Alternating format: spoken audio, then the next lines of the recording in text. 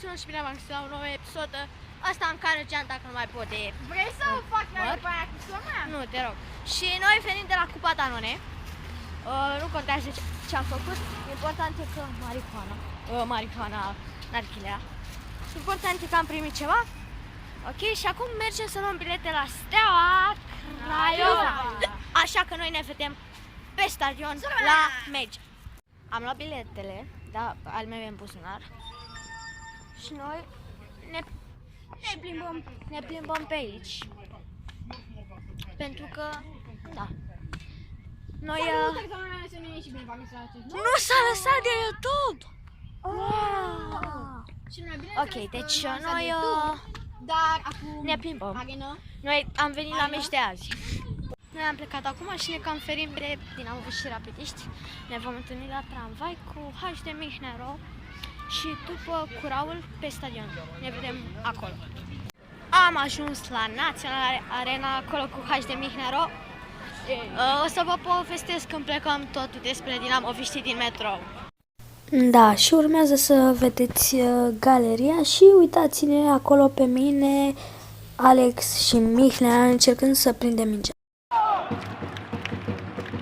Stop! Stop!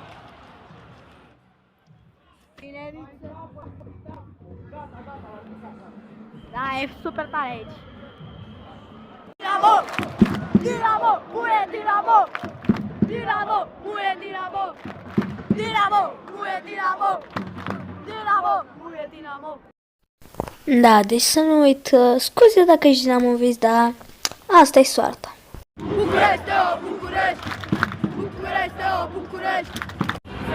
Cea mai frumoasă galerie! Cea mai frumoasă galerie aici! Mihnea!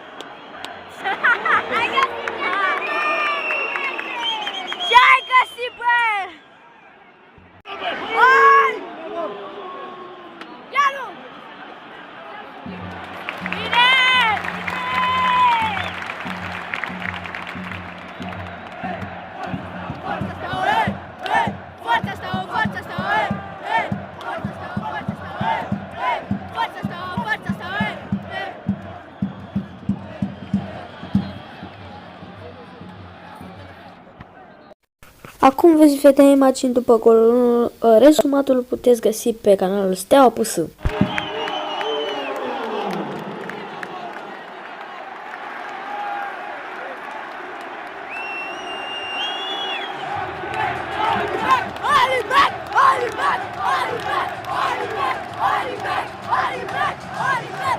Am plecat de la mici, am câștigat cu 3-0, atmosferă extraordinară și în continuare la sfârșit aveți pozele făcute, claritatea cam proastă, 3-0 pentru Steaua, însă am pierdut campionatul pentru că, din păcate,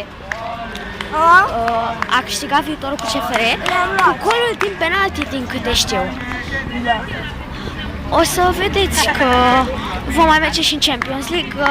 N-am filmat fasele importante. În fine, o să încheie episodul aici. Nu uitați să dați un like, share, subscribe și la HD Mihnero. Eu m-am dus.